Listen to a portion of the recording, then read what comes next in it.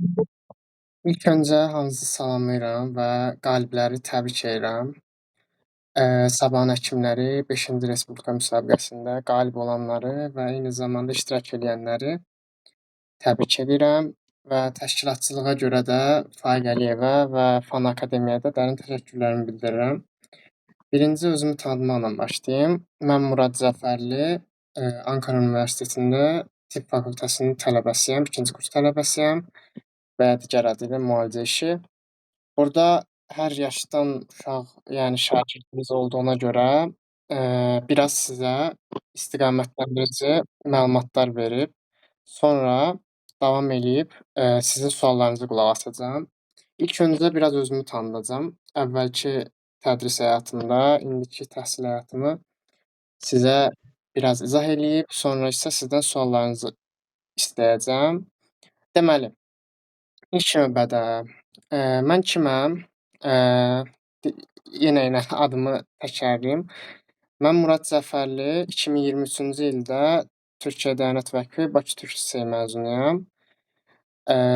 Yəni 6 ilimi Dəyanət Liseyində keçirmişəm, hansı ki, bu ərəfədə də özümü sizlər kimi həkim olmaq üçün yetişdirmişəm bəzi sahələrdə. Və mən bu seminar boyunca sizə bəzi məsləhətlərim olacaq və o məsləhətləri vurğulamağa çalışacağam ki, sizlər də iləride sabahın həkimləri adı altında gözəl və inkişaf olunmuş həkim fərdlər yetişdirmək üçün gələcəyə bir yatırım kimi olsun.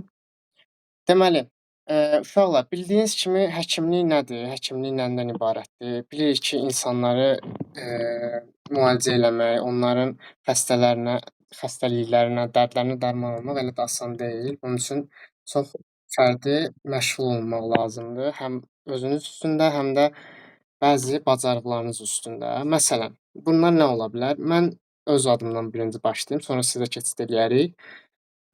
Mən illərlə məsələn olimpiadalarda iştirak eləmişəm, hansı ki, məsələn Sabahın həkimləri də bu müsabiqələrdən də biridir. Mən keçmiş iştirakçısıyam Sabahın həkimlərinin. Hardasa səhv eləmirəmsə ya 2 ya 3-cü, hal-hazırda 5-ci təşkil olunub artıq. Mən 2-ci və ya 3-cü Sabahın həkimlərinin mükafatçısıyam eyni zamanda.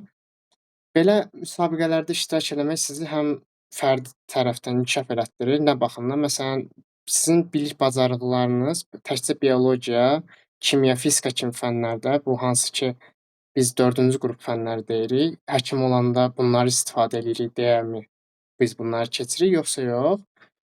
Deməli, təkcə həkim olanda bu fənləri bilməyiniz sizə inkişaf elətdirmir. Yəni sizin öz bacarıqlarınızı inkişaf elətdirməyiniz lazımdır. Bu nə deməkdir? Məsələn, siz fən müsabiqələrində və yaxud belə Sabahın həkimləri kimi bəzi intellektual yarışlarda, müsabiqələrdə iştirak edirsiniz, düzdürmü? Bəli. Aha.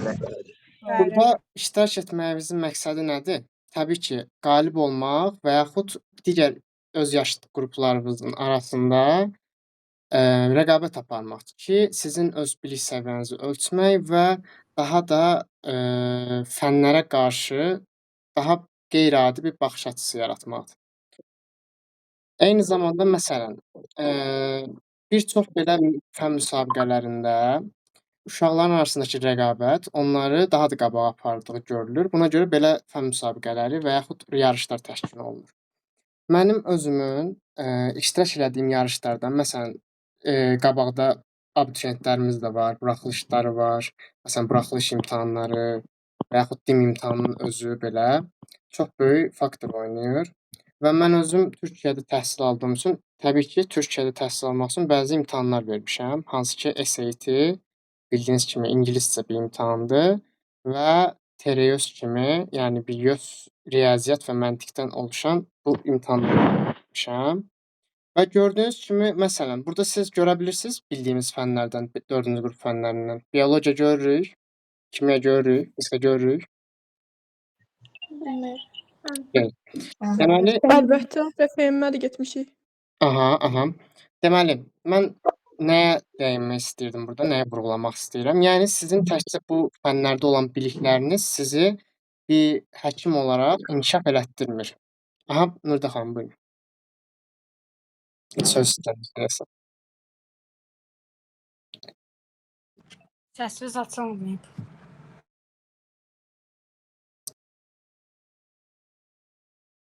Sizi eşidə bilmədik. Yəqin ki, əlinizdə idi, ola bilər.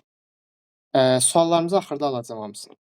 Deməli, mən burada nəyi vurğulamaq istəyirdim? Yəni sizin bu fənlərdəki biologiya, kimya, fizika yetərli deyil, sizin həkim olmanızda. Dediyim kimi, mən özüm riyaziyyat olimpiyaçısıyam və Faiq müəllimin, məsələn, Faiq Əliyevin mənim üstümdə çox böyük qatqıları var, hansı ki, fən müsabiqələrində, fən olimpiadalarında və sabahın alimləri olimpiadalarında, hansı ki, eyni adlı sabahın həkimləri olimpiyadasında belə. Yəni bunlara demək istədiyim budur ki, siz bir fən üzrə inkişaf elətdirmək istədiyiniz bir fənni seçib o yöndə inkişaf eləsəz, həm sizin özünüzə xeyirdir, həm də ki, qabaqda həkim olduqdan sonra bəzi nailiyyətləri də özlərinizlə birlikdə apara bilərsiniz. Mən indi təzədən qayıdım SAT və yaxud YÖS suallarına, çünki çox valideynin və şagirdlərin güncəl olaraq sualları bu fənlərdə yaranır. Fən dediyim, yəni imtahanlarda. YÖS nədir? SAT nədir? YÖS və SAT xaricdə təhsil almaq istədiyimizi, xüsusilə Türkiyədə tibb təhsilinin birinci lazım olan imtahanlardandır. SAT bildiyimiz üzrə ingilis və ingiliscə riyaziyyatdan oluşur. Amma YÖS də təkcə riyaziyyat və məntiq, hansı ki, türkcə görülür bunları da. Belə imtahanlarda mənim nailiyyətlərim mənim bugünkü Ankara Universitetinə qəbul olmamda kömək olub. Hansı ki, siz eyni zamanda Türkiyə burslarına da müraciət edə bilərsiniz. Türkiyə bursları ilə də Türkiyədə təhsil ala bilərsiniz tam təqaüdlə. Hansı ki, sizin qaldığınız yeri belə qarşılayır, hansı ki, sizin təhsilinizi də qarşılayır və aylıq xərcinizi də qarşılayır və bu önəmli faktorlardan bir dənəsidir. Başqa nədən danışa bilərik? Bu qədər özümün keçmiş tədrisimdən danışdım. Məncə yetərlidir. Suallarınız olsa yenə qayıdarıq. İndiki təhsilimdən biraz danışmaq istəyirəm. Mən dediyim kimi Ankara Universitetində təhsil alıram. Eyni adlı şəhərdə, yəni Ankara şəhərinin Ankara Universitetində təhsil alıram. Tibb fakültəsində oxuyuram və ingiliscə tibb fakültəsində oxuyuram. Burası önəmlidir. Niyə?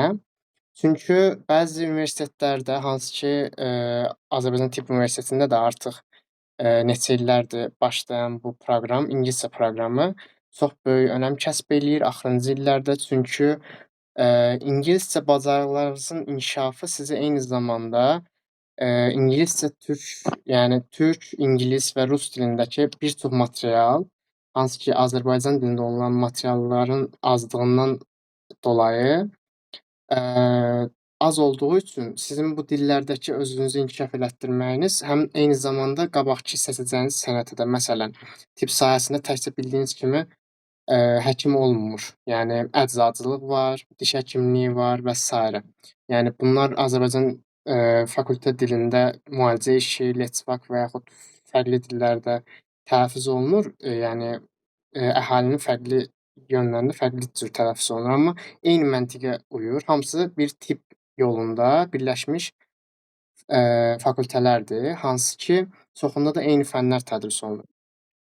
Deməli, mən ingiliscə fakültədə təhsil alıram. Buna görə də dərslərim və müəllimlərimlə münasibətim, dostlarımla münasibətim ingiliscə inkişaf eləyir. Bu eyni zamanda mənim öz ingiliscəmə də xeyir eləyir. Həm də bir yandan da tibb təhsilində də kömək olur. Çünki qabaqda məsəl üçün getdiyiniz bir yerdə araşdırma elədiyinizdə ingiliscə çox önəmli faktordur. Atıram, məsələn, siz bir araşdırma eləmək istəyirsiniz və deyəlim ki, Avstriyaya gedirsiniz. Təbii ki, siz Avstriya dilini bilməzsiniz və yaxud bilə də bilərsiniz. Amma ingilis dilini bilmək sizi 1-0 qabağa aparır. O yüzden bu yaşlarda, yəni orta məktəb yaşlarında ingilis dilinizi maksimal dərəcədə inkişaf elətdirməyə fikir verin. Yəqin ki, bunlar elə valideynləriniz, elə müəllimləriniz tərəfindən də sizə bəhs edilən faktorlardır. Amma ki, həqiqətən qabaqda onun sizə qazandırdıqlarını çox yaxşı görəcəksiniz. Sonra başqa nədən danışa bilərəm? Mən 2-ci kurs tələbəsiyəm hal-hazırda. Qabağımda bildiyiniz kimi tibbin həkimlik fakültəsidir. Yəni 6 illik fakültə olduğu üçün qabağımda hələ 4 il var. Amma bu 4 ilin 1 ili teoriyaya qalıb, 3 ildə mənim klinikama qalıb. Bu nə deməkdir? bilən var, bilməyən var. Sadəcə, vurğulamaq istəyirəm. Tibb fakültəsi 6 illik bir fakültədir. Hansı ki, bir çox, qərar qəbul olunmuş universitetlərdə ilk 3 ili teoriyaya, son 3 ili də klinik dediyimiz klinikaya, daha çox praktikaya yönəlmiş sahələrdir. Yəni illərə görə, tədris sistemi belədir. Mən hal-hazırda 2-ci ilimi qurtarıram və 3-cü ilim son, tədris ilim olan teoriyada son ilimdəyəm. Bu il bitdikdən sonra 2 il mənim, praktikam olacaq və son il olaraq həqiqətən bir, formalaşmış bir həkim kimi 6-cı ildə siz işləməyə başlayırsınız. Müəyyən maaş, müqabilində siz işləməyə başlayırsınız və, belə, deyə biləcəklərim bu qədərdir bu növ bu yöndə və mənim danışmaq istədiyim şey bir də nədir? Dediyim kimi, bayaq yenə vurğuladıq, SAT və ya TRY-öz və ya DIM. DIM də çox önəmlidir uşaqlar. DIM nə üçün önəmlidir? Və yaxud köhnə dildə desək TQDK balı. DIM balı, sizi bəzi universitetlərdə, nəinki Türkiyədə, istədiyiniz xarici bir dövlətdəki universitetdə sizin əsas balınız DIM balıdır. Niyə DIM balıdır? Deyə bilər ki, bayaq TRY-öz, SAT kimi imtahanları sadalayırsınız, indi isə DIM balı deyirsiniz. DIM balı çünki dövlətin qəbul etdiyi bir bal olduğu üçün sizin o DIM-dən yığdığınız, atıram 700 üzərindən yığdığınız bir bal sizi, xarici dövlət universitetlərində təhsil almağınız üçün çox önəmli faktordur. Çünki universitetlər onu bal olaraq qəbul eləyir. Çünki, siz məsələn Amerikanın nə tərs qəbul sisteminin SAT imtahanı ilə keçirilirsə, hansı ki, orada mühəndis olmaq istəyən, həkim olmaq istəyən, hüquqşünas olmaq istəyən hər bir şəxs SAT imtahanı nəticəsi ilə buna olursa, biz də Azərbaycanda DIM balı ilə bunu eləyirik. Ona görə rəsmi olaraq qəbul olunan bal DIM balıdır. Bu, dövlət universitetlərinin keçirtdiyi imtahandan olduğu üçün. Yəni siz bəzi şagirdlər 11-ci siniflərə gəldikdə, xüsusilə abituriyent sistemində çox çətinlik çəkdiyi üçün, bəzi imtahanları paralel apara bilmədiyi üçün bir seçim qarşısında qalırlar. Ay mən SAT-mə mi verim, TRY-sə mi verim, yoxsa DIM-ə mi verim? Bu 3 dənə yolun arasında bir seçim elədikdə sizin taleyiniz həll olur.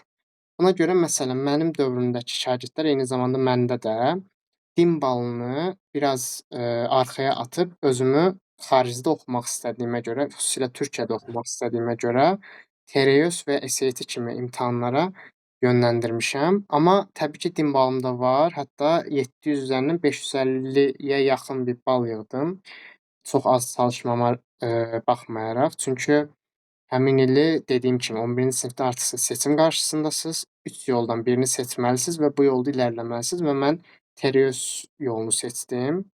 500 bal üzərindən təxmini 482 balla yaxın bir bal topladım və bu bal nəticəsində Türk universitetlərinə siz, müraciət eləyirsiniz. Bu müraciət necə olur? Bəzi faktorlar dəyişməyinə baxmayaraq, siz bu balı müraciət etdiyiniz zaman istənilən universitetə istənilən, şəkildə müraciət eləyə bilirsiniz. Məsələn, tutaq ki, sizin DIM balınız var, buraxılışdan yığmısınız bu qədər, blokdan yığmısınız bu qədər və sizin əlinizdə bir dənə də SAT balı var. Məsəl üçün deyirəm. Siz, məsələn, Ankara universitetləri üzərindən gedəcəm. Ankara universitetinə vurursunuz, YÖS balını və yaxud SAT balını. Amma məsələn, Qazi universitetinə sizin buraxılış balınız daha önəmli götürülür. Çünki Qazi universitetinin, götürdüyü sistem o şəkildədir. Yəni hər universitetin fərqli bir sistemi olduğu üçün də siz bir imtahandan, qurtula bilmirsiniz. Yəni istədiyiniz universitetə girmək üçün yaxşı olardı ki, ən azı 2 imtahanın nəticəsi sizdə olsa əla olardı. Ona görə dediyim kimi SAT-də də məsələn ingiliscə inkişaf elətdirməkdən danışdıq. Buna görə əvvəldən elə 6, 7, 8-ci siniflərdən xüsusilə ingilis dilinizi təkamülləşdirmək sizi qabağa aparan faktorlardan biridir. Mən universitetdə necə biraz maraqlılaşdırmaq üçün söhbəti, universitetdən danışmaq istəyirəm. Çünki, bildiyimiz kimi universitet həyatı fərqli olur. Yəni məktəb həyatı kimi deyil. Məsələn, fərqli, siz fərqli gedib, qruplarda iştirak eləyə bilirsiniz, məsələn, universitetlərdə. Məsələn, mənim olduğum qrupda, mən bu il 1 il ərzində bəzi konqrelərə, topluluqlara gedərək özümü inkişaf elətdirdim və, eee, hal-hazırda o topluluqda bir, kafedranın müdiri kimi, yəni mən biraz lor dildə başa salmaq istədim sizə. Bir qolunun, direktoru kimi hal-hazırda gələn il iştirak eləyəcəm. Belə iştirakçılar sizə nə üçün lazımdır? Həm sizin bildiyiniz kimi, attestatınız var. Məsələn, orta məktəbi bitirəndə attestatınız olur, düzdürmü? Orada 5-lər yazılır, 4-lər yazılır və sairə. Sizin də universitetdə də 4 üzərindən bir ortalamanız olur və bu sizin attestatınız olur əslində, diplomunuz olur. Bu universitetdə belədir və sizin məsələn bəzi universitetlərdə sosial transkript deyə bir şey var. Bu nədir? Bu sosial bacarıqlarınız. Məsələn, idmana marağınız varsa idmanda və yaxud rəsm çəkməyə, rəqs eləməyə marağınız varsa, hobbiləriniz varsa, bu hobbilərlə yer tutursunuzsa və yaxud bir nailiyyət əldə eləyirsinizsə, bunlar sizin sosial transkriptinizə yazılır. Hansı ki, bu da qabaqda iş imkanları cəhətindən çox önəmli faktorlardan bir dənəsidir. Başqa maraqlı, məsələn, konqrelərdən danışaq biraz. Konqrelərdə iştirak etmək sizə neyləyir? Məsələn, konqre deyiləndə, sempozium deyiləndə insanın ağlına çox qəliz bir şey gəlir, düzdürmü? Hansısa 5-6 dənə alim yığılıb ora, siz də gedirsiniz ora, bir elmi söhbət aparırsınız, düzdürmü? Amma əslində belə deyil. Yəni bəzi konqrelər çox maraqlı olur həqiqətən. Orda workshop dediyimiz bizim, tibb və yaxud ümumiyyətlə təhsildən kənar sizin sadəcə fərdi inkişafınız üçün istifadə olunan workshoplarımız da olur. Yəni belə konqrelər də olduğu üçün həm insan maraqlı bir şəkildə bir yönə yönəlir, həm də ki, tibb təhsili çətin olduğu üçün arada bir maraqlı hadisələrlə özünüzü daha da inkişaf elətdirmək çox gözəl olur, belə deyək. İndi isə biraz suallardan biraz yönəlmək istəyirəm. Kimin sualı varsa zəhmət olmasa əl qaldırsın ya da, söz ala bilirsə söz almaq istəsin. Belə deyək. Anarda deyəsən sual var. Eşidir yəni. Salam. Salam, əleyküssalam. Adım Ümiddir. Mən öz atamın telefonu ilə qoşulmuşam.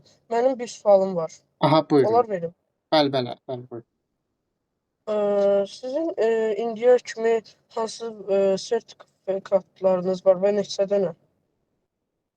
Sertifikatlar orta məktəbdə mən dediyim kimi, yəni, bu yarışlarda, müsabiqələrdə çox iştirak elədiyim üçün biraz çoxdur, amma belə önəmli sertifikatlardan, yəni nailiyyətlərimdən mən, Respublika Fənn Olimpiadası qalibiyəm, riyaziyyat fənni üzrə. Baxmayaraq tibbi seçmişəm, amma riyaziyyatı həm yaxşı bildiyim üçün, həm də maraq dairəm olduğu üçün 3 qat, RFO qalibiyəm.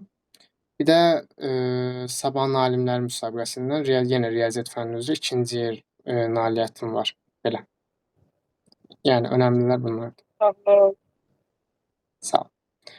Ad sırası ilə sıra verirəm sözə. Çox sual olan var. Adəmdən başlayaq. Salam öncəliklə. Sizin indiyə qədər təxminən neçə qızıl medalınız var? Qızıl medal yaxşı sualdır. Dediyim kimi, nailiyyət qızıl medal belə 1 ya 2 dənə olar, düzü. Çünki olimpiadalarda özü nail olmaq belə böyük bir şeydir hətta. Ona görə qızıl medal sayım nisbətən azdır. Bəli. Ayşəyə verirəm sözü. Salam. Salam. Mənim adım Aydındır. Anamın telefonuna Aha. qoşulmuşam. Buyur Aydın. Mən istəyirəm soruşmaq ki, IELTS-a siz dediniz, mən amma Cambridge-ə gedirəm. Hə. CAT qrupudur. IELTS fərqi yoxdur da məncə. Yəni nə dərəcədə təsir eləyir? İndi ekran paylaşımı var deyəsən. Səhv olubsa qaldıra bilər. Zakrit dosti. Zəhmət olmasa. Zaurdur səhv eləmirəmsə. Belə suallara cavab verməliyəm. Mən IELTS-dən əslində bəhs eləmədim, çünki Türkiyə universitetlərində IELTS keçmir də, belə deyək. IELTS olmadığı üçün TOEFL daha çox üstünlük tutulur. Hansı ki, məsələn, mənim universitetim ingiliscə fakültə oxuduğum üçün məcburi şəkildə məndən bir dil imtahanı nəticəsi istəyir. IELTS və yaxud TOEFL, xüsusilə TOEFL istəyirlər. Amma fərqi yoxdur, yəni dediyim kimi. Dil imtahanı nəticəsi IELTS olsun, TOEFL olsun, Cambridge olsun. Cambridge bildiyimiz kimi IELTS də bir yerdə ingilislərindir. TOEFL da Amerikanların ingilis hissəsini yoxlayan növüdür. Yəni fərq eləmir. Xaricdə oxumaq istəyəndə bir dənə amma xüsusilə hansı dövlətin istədiyinə baxmalısan ki, hansı dövlət daha çox üstün tutur hansısa dil imtahanını. Belə. Mən Rusiyanı istəyirəm, çünki mən özüm də Rusca qıtırıram. Hə, Türkiyə istəyirdim birinci, prosta ki, türkcə dedilər ki, yəni biraz çətinlik çəkiləcək. ola bilər. Yəni dediyim kimi rus sektoru üçün biraz çətinlik ola bilər. Çox sağ ol. Sən sağ ol. Yusifi görürəm. Mən Aha, bəli. indi siz bayaqlar dediniz, SAT-də ancaq riyaziyyatla bir də məntiq var. SAT, riyaziyyat və İngilis. ingilis dili. Aha. Hə, indi ondan başqa fən yoxdur orada. Yəni Fən olaraq biologiya, yox, kimya. yoxdur. İngilis dili, amma təbii ki, ingilis dili asan bir ingilis dili deyil. Mənim axı mən RFM-dən təbiətdən keçmişəm. Zəhmət olmasa bir-bir danışaq. Sual belə idi ki, SAT-də hansı fənlər var, düzdürmü? İngilis Bəli. dili, ingilis Hə. dili və ingiliscə riyaziyyat var. Bu qədər. Hə, bu şey. Ayla deyəsən əl qaldırıb. Siz özünüz Türkiyədə oxuyursunuz da, yəni sizin fikrinizdə peşəkar bir həkim olmaq üçün Türkiyədə oxumaq yoxsa Azərbaycanda oxumaq daha avantajlıdır? Avantaj belə deyim, təbii ki, mən heç bir tələbəni, heç bir tibb tələbəsini özümlə və yaxud başqası ilə qarşılaşdıra bilmərəm. Mən avantajı necə izah edeyim, belə deyə bilərəm.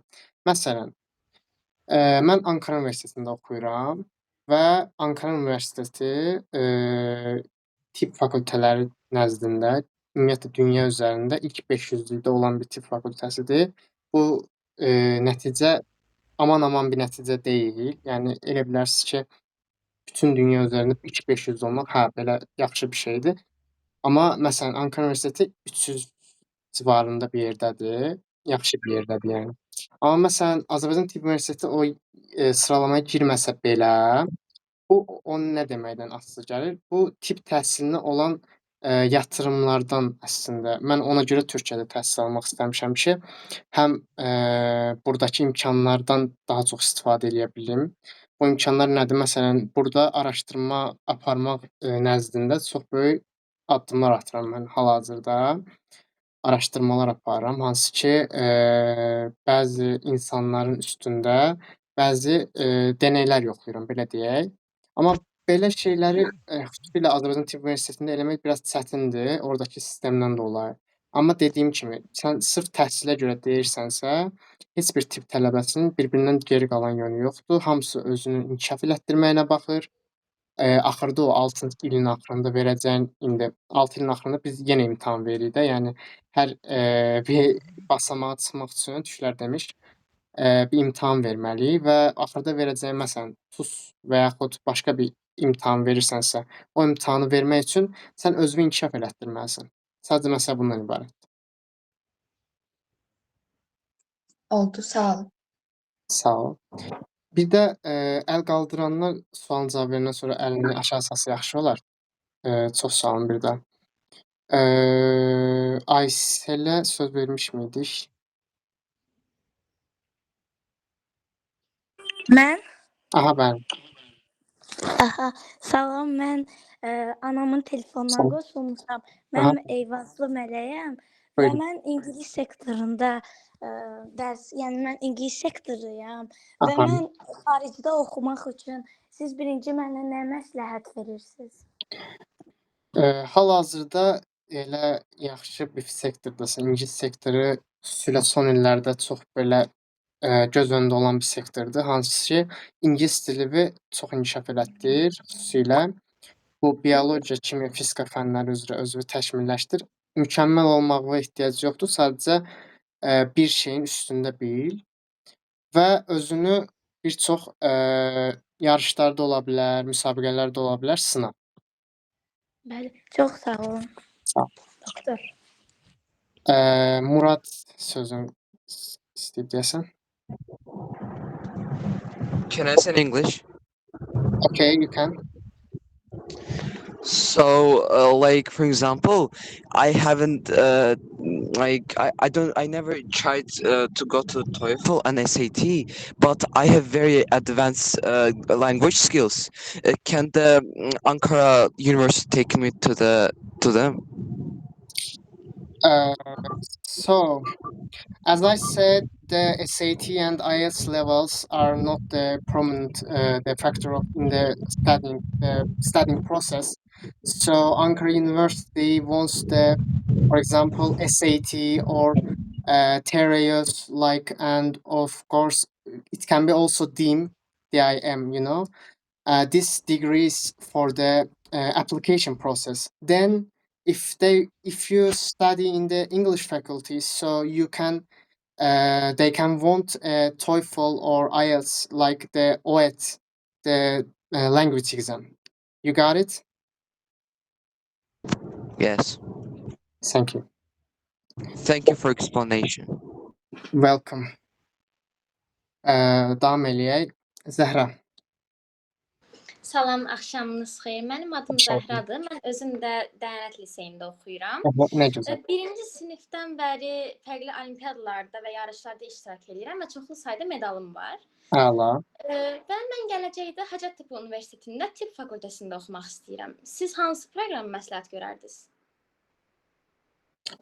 Dediyim kimi, hal-hazırda TEREOS yolu ilə getmək ən belə qaranti oldu. Çünki mən biraz öz dönəmimdən danışım. Mənim dönəmimdə biraz problem yaranmışdı.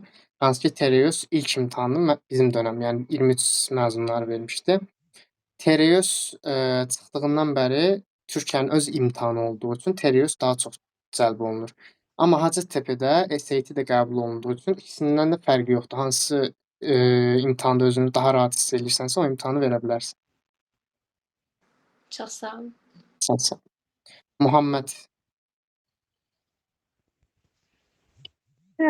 Axşamınız xeyir. Mənim adım Muhammeddir. Çox deyəcəyim yoxdur. Sadəcə bir sualım var. Aha. Mənim indi 19 dənə medalım, 4 dənə də kubokum var. Bunlar indi gələcəkdə universitetdə yaxşı olacaq, yəni asanlaşdıracaq daxil olmağı. Dediyim kimi, təbii ki, nailiyyətlər, fən müsabiqələri, bu yarışlar, ona görə deyirdim ki, bunlar sizin yatırımınızdır, belə deyək. Siz Türkiyə burslarına RMF müraciət edə bilirsiniz. beynəlxalqdandır, yoxsa Fərqi necə yoxdur, deyim, fərqi yoxdur. respublikadandır? Fərqi yoxdur. Bunlar sizin nailiyyətlərinizdir. Bunları siz düzgün istifadə edərsəz, daha da qabağa gedərsiniz. Ona görə, məsələn, Türkiyə bursları kimi burs proqramlarına müraciət edə bilərsiniz bunlarla. Hə, sağ olun. Sağ ol. Hənifə deyəsən əl qaldırıb. Axşamınız xeyir, bəli. Məsələn. Mən bir dənə sualım var ki, siz yəni hansı universitetdə məsləhət görürsünüz xaricdə, yəni Azərbaycanda yox? Yəni Türkiyədə yox, elə bil tamamilə fərqlidir. Məsələn, Almaniya yoxsa Türkiyə belə. Ölkə qiyaslamasını istədim məndən deyəsən, onu deyim. Ölkə olaraq Bəli. dediyim kimi, yəni şərtləri Türkiyədə hal-hazırda təhsil məsələn məbləği artıq çox pis nöqtələrə çatıb. Eyni zamanda xaricdə də belə olduğu üçün bunu mən Bursla. burslandırsa Türkiyəni daha çox məsləhət görürəm. Hətta mən məsələn öz adıma danışım.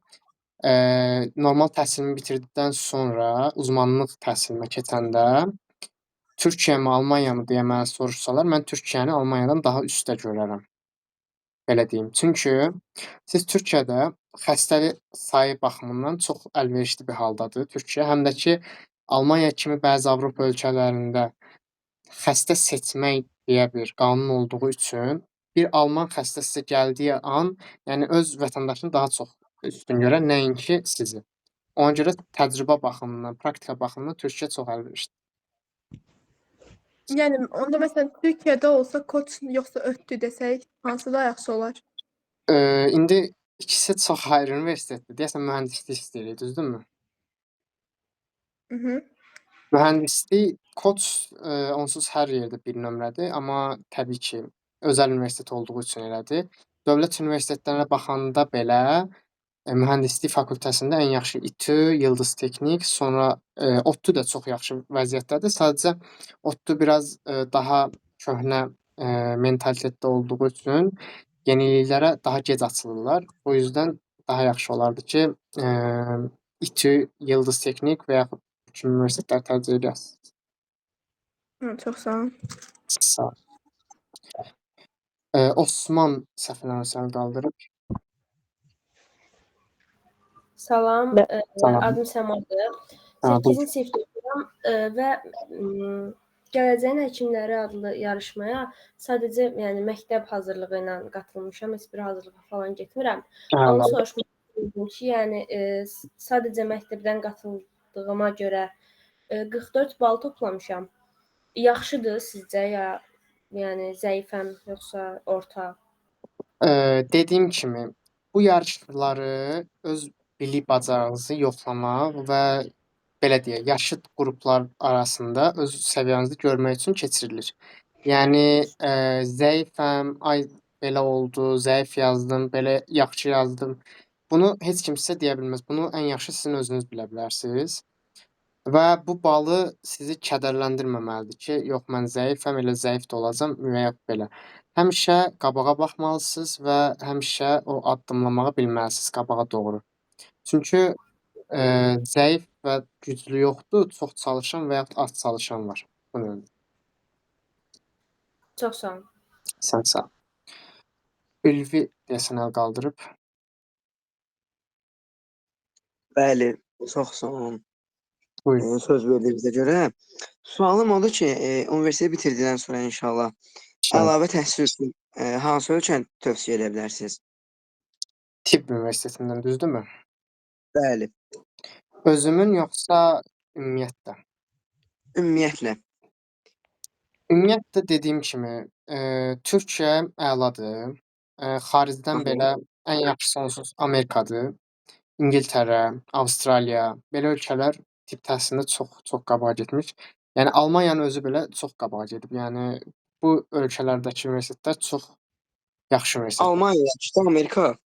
Amerika. Tibb Evet. cəhətdən. Amerika hər şeydən yaxşıdır, belə düşün. Hər şeyin birincisi Amerikadadır. Niyə? Araşdırma ordadır, pul ordadır, belə deyək. Bəli, düz deyirsiz. Pərvanə deyəsən əl qaldırıb. Bəli, salam. Mənim bir sualım var idi.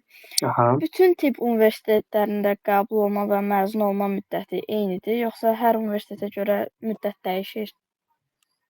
Yəni 6 il fiksdir. Yəni 6 il siz tibb təhsili alırsınız. Almaq məcburiyyətindəsiz. %95 hətta faiz universitetlər belə. %5 də mənim bilmədiyim üçün. Çünki bəzi universitetlərdə məsələn mühəndislik oxuyan bir şagird də var idi bayaq.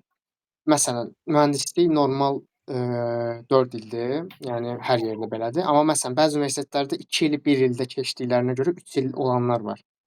Amma tibb təhsilində belə şey görməmişəm. 6 il fiksdir. Oldu, təşəkkür edirəm. Mən təşəkkür edirəm. Məhəmməd Nağdalı səhv eləmirəmsə. Bəli. Bir daha salam. Salam. Xeyir. Türkiyədən siz Türkiyə universitetlərini yaxşı tanıyırsınız. Orada Ankaradan başqa digər hansı universitetləri tövsiyə edirsiniz? Tibb təhsilinə görə.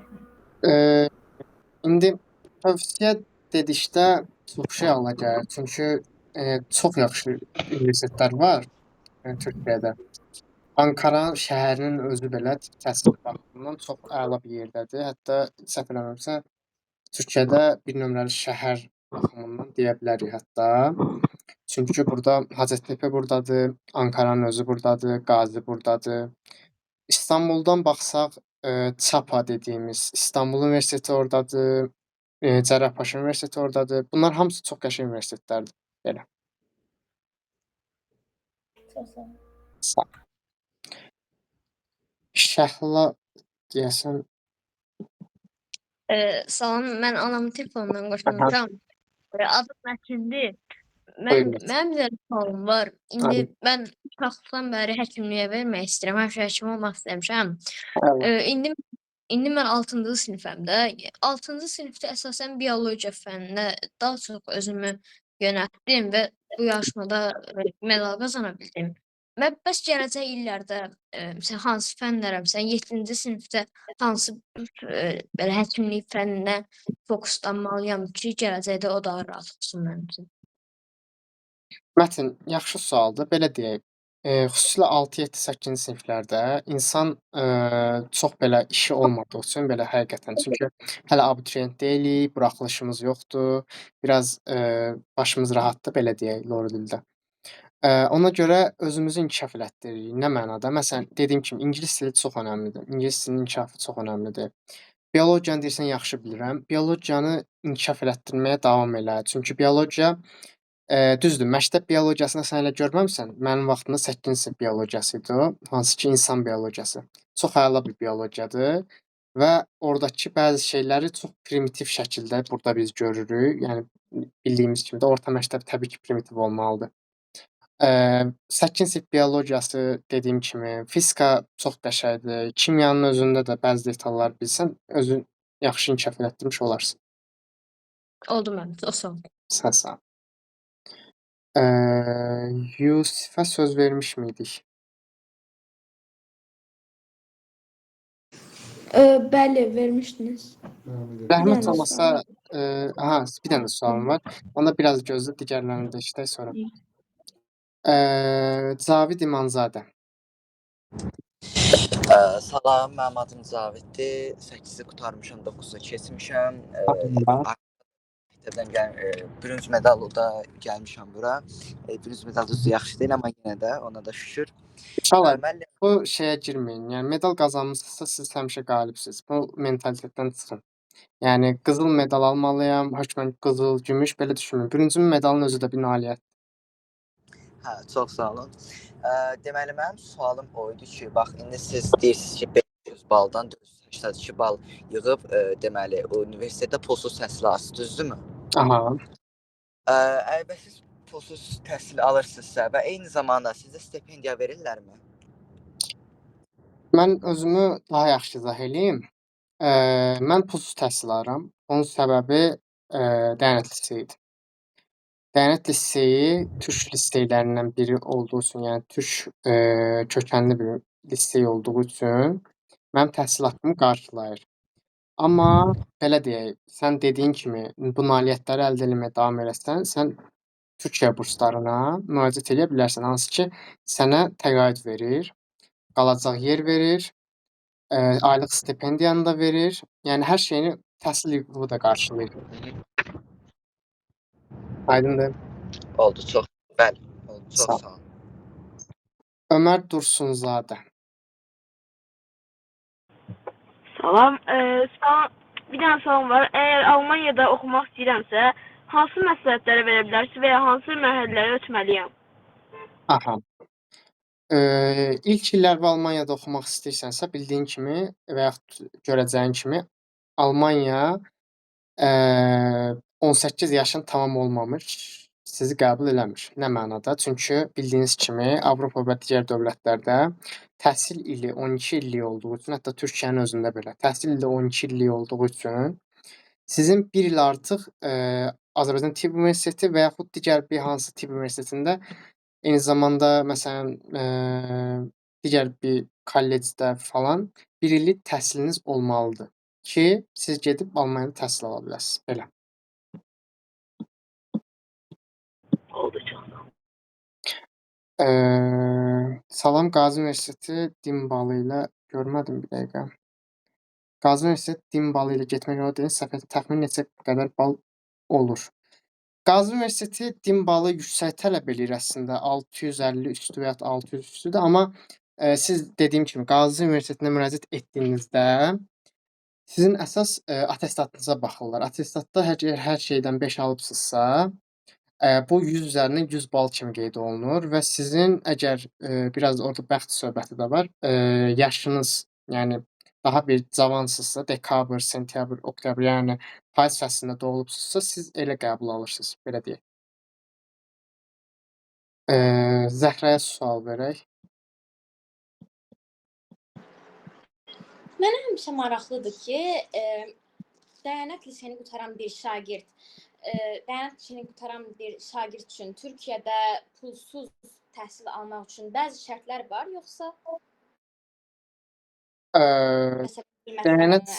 Dəyanət sizin Dəyanət deyil təkcə. Dəyanət, Bakı Anadolu, yəni Bakı Türk Anadolu Liseyi, Maarif məktəbləri təzə bir liseyimizdir. Maarif məktəbləri, eyni zamanda Atatürk Liseyi. Bu 4 liseyin məzunları Türkiyədə təhsil hüququndan dövlət universitetlərində təhsil hüququ olmadan təhsil almaq hüququna malikdirlər.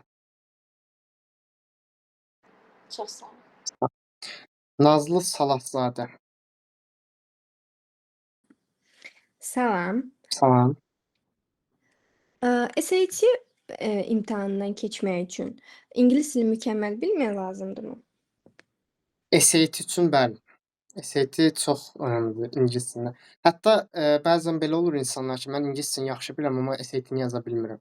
Belə hallarla qarşılaşırıq. Çünki SAT tam da ingilis dili deyil.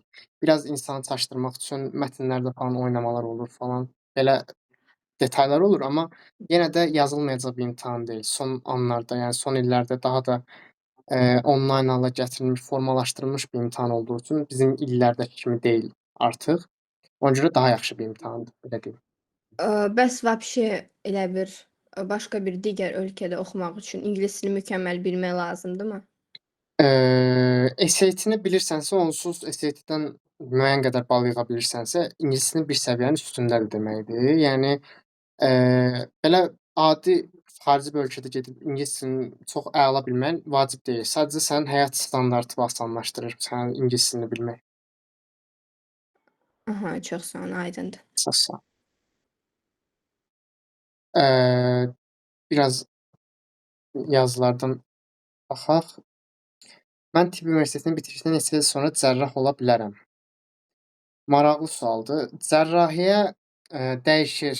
Yəni dediyim kimi, tibb universitetini qutarandan sonra siz artıq fərqli ixtisaslara yönəlirsiniz. Cərrahiyyə, daxili xəstəliklər, məsələn, radiologiya falan belə sahələrə yönələndə onun hərəsinin öz illəri olur. Məsələn, cərrahiyyə 4-5 ildən başlayır. 4-5 il daha təhsil almalısınız. Təhsil dedikdə artıq siz işləyirsiniz, təcrübə yığırsınız.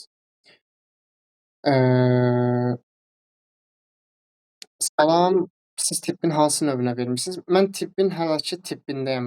Nə mənada? Tibb təhsilini, yəni müalicə işi dediyimiz o 6 illik periodu hələ qurtarmamışam. Ona görə hələ sahəmi bəlirləməmişəm. Tibb üçün Qazi Universiteti necə? Çox əla universitetlərdən biridir. Yəni universitet olaraq Türkiyədə. Davam eləyək. Təmkinə verək sual.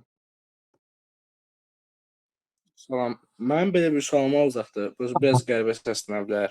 Yox, problem. Siz nə üçün Ankaranı seçmisiniz? Məsələn, Hacəttepe deyil, Qazi deyil, Ege deyil, yəni Ankara.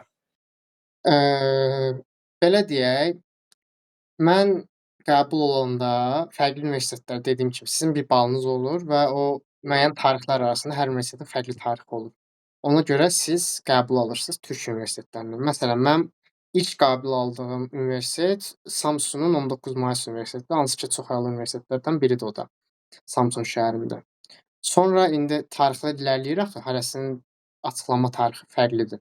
Mənə dalbadal Akdeniz Universitetindən Antalyada və İstanbulda Marmara Universitetindən, hansı ki, reytinq baxımından, yəni hər il Türkiyədəki reytinq açıqlanır universitetlər arasında.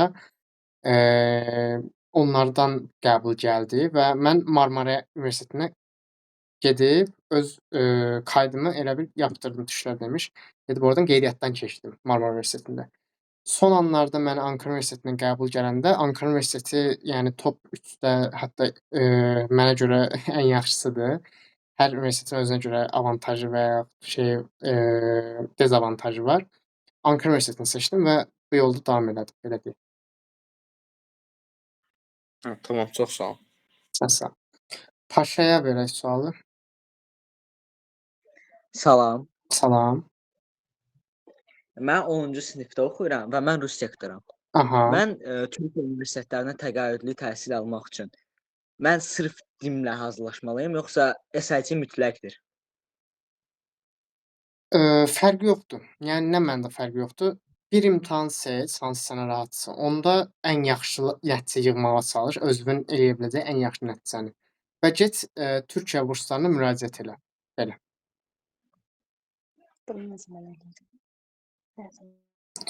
Əla. Zaura verək sualı. Salam, mənim adım Melisadır Aha. və mən özüm də Dəyanət liseyinin şagirdiyəm. Əla. Və mən bildiyim qədərilə, yəni Dəyanət təqaüdlü oxudur Türkiyə universitetlərinə, yəni. Və mənim də özüm, yəni tibb fakültəsi istəyirəm və Türkiyədə oxumaq istəyirəm və 2 dənə universitet əsas istəyirəm. O da Ankara Universiteti və Hacettepe Universitetidir. Təqaüdlə oxudulur, bəs bursla, yəni burs qazanmaq üçün DİM puanı, RFM və RFIO medallarından savayı, bəs başqa yəni hansı yəni amillər lazımdır ki, biz bursla oxuyaq? Zəhmət olmasa cavablandırardınız. Dediyim kimi, Dəyanətin bursu öz bursudur. Bunu qoyduq qırağa. Türkiyədə siz əgər bu məktəblərdən birində deyilsinizsə və burs qazanmaq istəyirsinizsə, Türkiyə burslarına müraciət edirsiniz. YTB-nin, yəni YTB deyirik qısaldılmasına, Türkiyə burslarına qəbul aldıqda isə nətər qəbul edə bilirsiniz? Sizin xüsusi idman bacarığınız varsa belə və yaxud rəqs eləyə bilirsinizsə, yenə təkrarlayıram sözümü. Yəni bir judoda, boksingdə bir nailiyyətiniz, medalınız varsa, bu faktorlar belə sizi qabağa aparır digər şagirdlərdən belə. Yəni təkcə elmlə siz burs qazana bilmirsiniz. Bilmirsiniz dedikdə, yəni necə desəm daha düzgün olar? RFM, RFO, Sabahın alimləri və yaxud belə Sabahın həkimləri də özü də bir yəni müsabiqə sayıldığı üçün bu da bir amildir. Yəni Türkiyə burslarında belə şeylərə baxırlar, belə deyək. Təşəkkürlər. Sağ ol. Biraz mesajlardan hansı sahəsi daha gəlirli sahədir? Pərvanə, o dəyişir. Pərvanə xanım, üzr istəyirəm. O dəyişir. Yəni tibb sahələri hər il Türklərin yaxşı sözü var, arz-tələb dəngəsi deyə bir şey var. Yəni bu nə deməkdir? Siz tələb eləyirsiniz və həkimlər də onu qarşılayır. Hansı dövrdə hansı çox xəstəlik varsa, o daha gəlirli sahə sayılır, düzdürmü? Oftalmologiya sahəsi də çox əla bir sahədir. Eyni zamanda gəlirli baxımından daha yaxşı sahədir. Diş həkimliyi ümumi cərrahlıqdan vacibdir ya yox? Dediyim kimi, diş həkimliyi tibb sahəsinin deyil əslində. Yəni tibbin bir qoludur da, müalicə işi deyil məsəl üçün. O yüzden bunu sual cavablandırmam düz sayılmır. Cərrahpaşa daha yaxşıdır, yoxsa Ankara? Adəm, sənin o tərcihinə baxır, nə mənada? Əgər sən TUS-da yaxşı bir nəticə əldə eləmək istəyirsən, TUS bildiyimiz kimi Türkiyədə qəbul imtahanıdır uzmanlığa görə. Cərrahpaşa daha yaxşıdır, çünki Ankaranın universitetinin sistemi daha ağır olduğu üçün. Amma imkanlar və məsələn imkanlar, müəllim heyəti demək istəyirsənsə, Ankara məncə daha yaxşıdır. Diş həkimliyi ümumi cərrahlıqdan var. Yenə eyni sual gəldi. Dediyim kimi, mən bu sualı cavablandıramıram, çünki ikisi də ayrı fərqli sahədir. Diş həkimliyinin özünə görə üstünlüyü var. Mən şəxsən ümumi cərrah olmaq istəyirəm, öz istədiyim. Belə deyək. Sonra başqa sağ olun. Məhəmməd Nağdalı, təzədən eyni sualları qaytaraq dala. Sualın var yenə? Bəli, var. Sizcə birinci kursda Azərbaycanda oxuyub sonra gedib Türkiyədə təhsilimizi davam eləmək yaxşıdır, yoxsa elə birbaşa Türkiyədə təhsilimizə başlamaq? Yəni dediyim kimi, birinci qrup olaraq Azərbaycan inkişaf eləmiş bir ölkələrdən biri sayılır. Çünki həm Bakı Ali Neft Məktəbi olsun, məsələn, bunlar liderlərdir, ona görə deyirəm. Həm ADA liseyi olsun, ADA liseyi, ADA universiteti olsun. Bu universitetlər həqiqətən çox yaxşı universitetlərdir birinci qrup üçün. Yəni sən imkanların və öz gedəcəyin yolu bəlirləyib o yolda irəliləməyin daha məntiqlidir. Yəni ikisində çox bir aman fərqi yoxdur. Çox sağ ol. Sən sağ ol. Yusifdən davam edək. Müəllim, sizcə həkimliyi oxumaq üçün ən lazımlı ölkə hansıdır? Azərbaycanla Türkiyədən başqa? Ölkə? Aha. Bayaq saydım əslində. Yəni yaxşı olan ölkələr Amerika, İngiltərə, Almaniya, Avstraliya, belə ölkələrdir. Yaxşı. Sağ ol. Kanada olar. Kanada çox əla bir ölkədir. Yəni Amerikaya yaxındır, o da yəni əla bir. Yəni həm həyat standartları çox əladır, həm də ki təhsil sistemi. O çox sağ olun. Şəhla yenə Ümid idi adı yoxsa mən unutduram adları. Mətin düzdür. Müəllim, bir də belə bir sualım var ki, mən indi böyüyəndə əgər ki, cərrah ola bilərsəmsə, cərrah ola bilsəm, mən istəyirəm ki, ürək-damar cərrahiyyəsində bir cərrah ola bilim də. Əgər mən ürək-damar cərrahiyyəsində bir cərrah ola bilsəm, bu zaman ancaq ürək əməliyyatlarına girəcəm, yoxsa qarışıq bəzi əməliyyatlara da girmək hüququm olur? O baxır sənin getdiyin yoldan. Yəni nə mənada? Bu sözü 2-3 dəfə təkrarlayıram, getdiyin yol. Getdiyin yol nədən bağlı? Məsələn, mən getsəm, ümumi cərrahiyyə oxusam. Ümumi cərrahiyyə bir çox cərrahiyyə bölümləri daxildir, amma çox detayına girmir. Mən gedib 1-2-3 ilimi də desəm ki, biraz da oxuyum, gedim mən periferik damar cərrahiyyəsinə. Periferik damar cərrahiyyəsində artıq mən oluram periferik damarlarda da cərrahiyyə işləmi apara bilirəm. Bunun sayəsində mən həm bu əməliyyatları görə bilərəm, həm bu. Yəni sənin getdiyin yoldan asılıdır. Oldu müəllim, çox sağ ol. Sən sağ ol. Nazlı Salahzadə. Biz CİM imtahanı ilə başqa ölkədə oxuya bilərikmi yəni? Aha, yəni mümkündür. CİM imtahanı dediyim kimi əsas imtahanlardan biridir. Yəni tək onu verib və Türkiyədə oxumaq mümkündür? Bəli. DİM balını qəbul edən universitetlər var. Yəni Atatürk Neçə bal? Universiteti. Yəni neçə balın 650-dən çox? 600 istəyirlər minimum. İndiki qəbul şərtlərini çox bilmədiyim üçün deyə bilmərəm, amma 650 üstü olsa çox əla olar. Yəni Amma yəni yaxşı bir universitetdə oxumaq üçün olar da yəni. Aha. Çox sağ ol. Sağ ol. Hürrə söz istədi.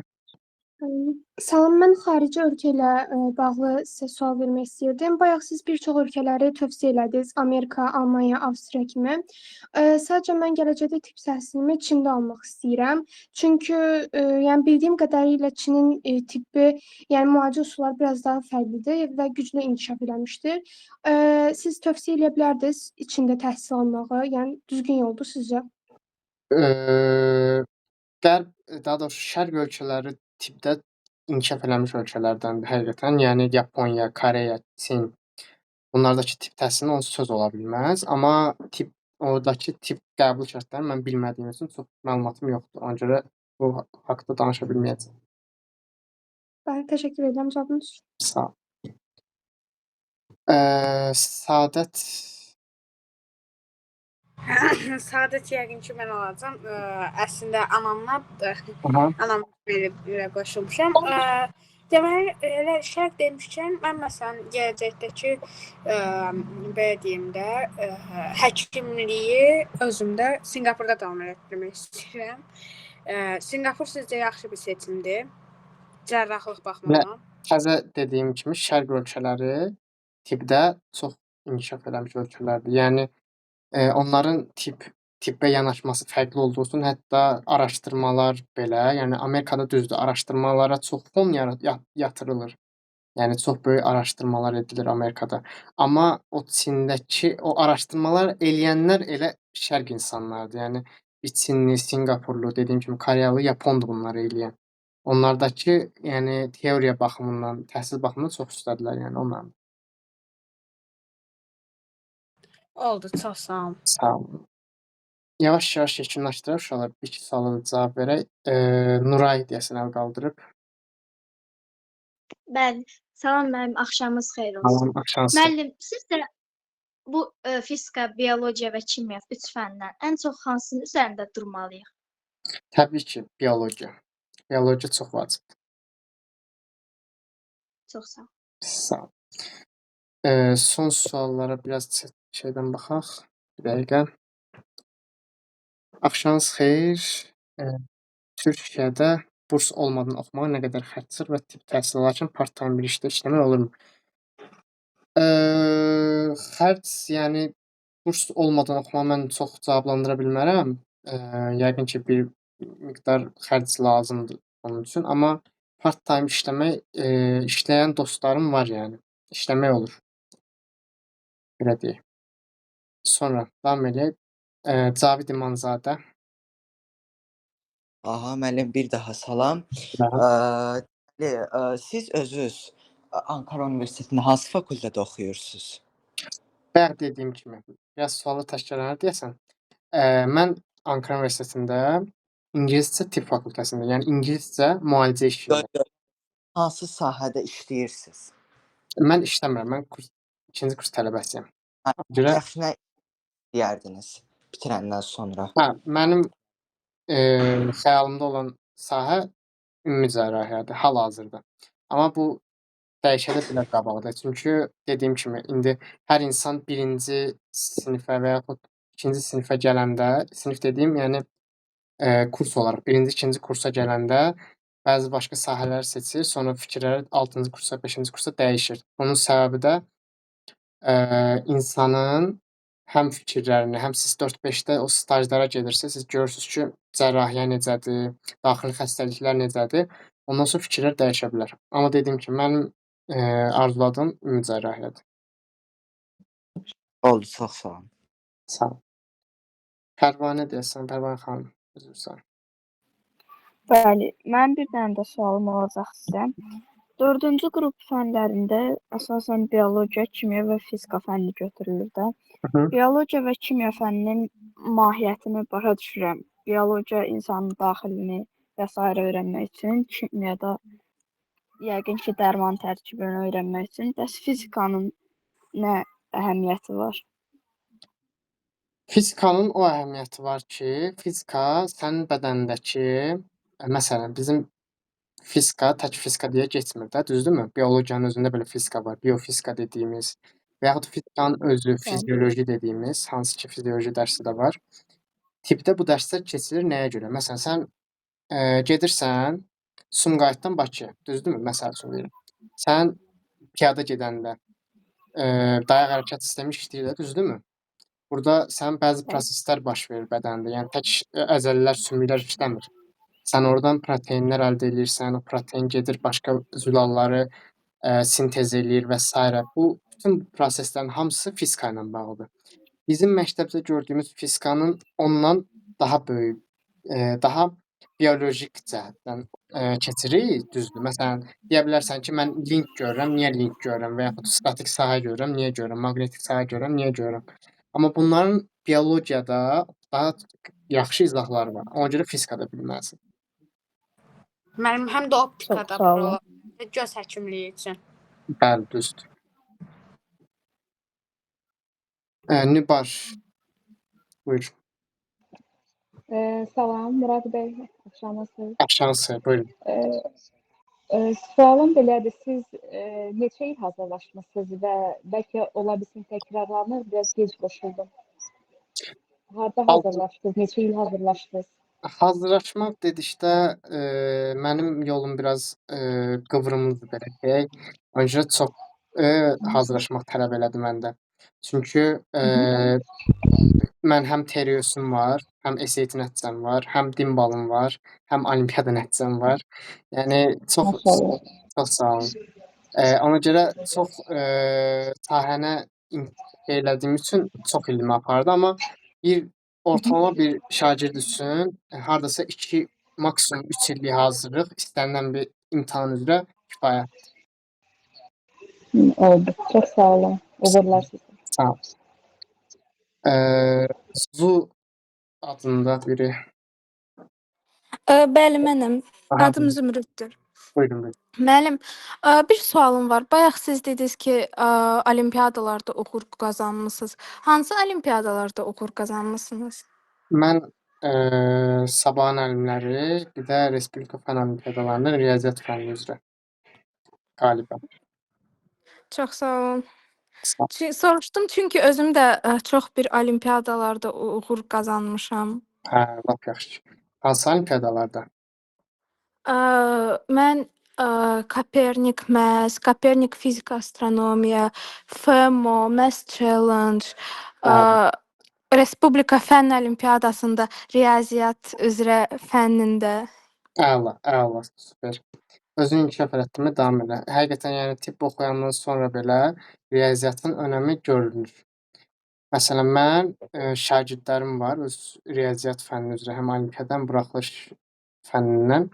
O şagirdlərə riyaziyyat dərsləri deyirəm boş vaxtlarımda. Bayaq ki, part-time işə də bir imtiyaz olsun deyə dedim. Çox sağ olun sualımı cavablandırdığınız üçün. Sağ olun. Yavaş-yavaş yekunlaşdırmaq istəyirəm. Son sualları alacağam. Yaxşımı? Ülvi bayaqdan görürəm, Ülviyi. Ülvi sualın var? Bəli, çox sağ olun. Hansısa idmanla məşğul olmusunuz? İdman, üzgüçülük. Belə futbol da maraq dairəmdədir. Futbola baxırsa, ha. Çox sağ olun. Sağ ol. Ömər Dursunzadə. Ətraflı məlumatınız üçün sağ olun. Bir dənə sualım var. Əgər Almaniyada oxumaq istəyirəmsə, Alman dili daha vacibdir, yoxsa ingilis dili? Təbii ki, Alman dili.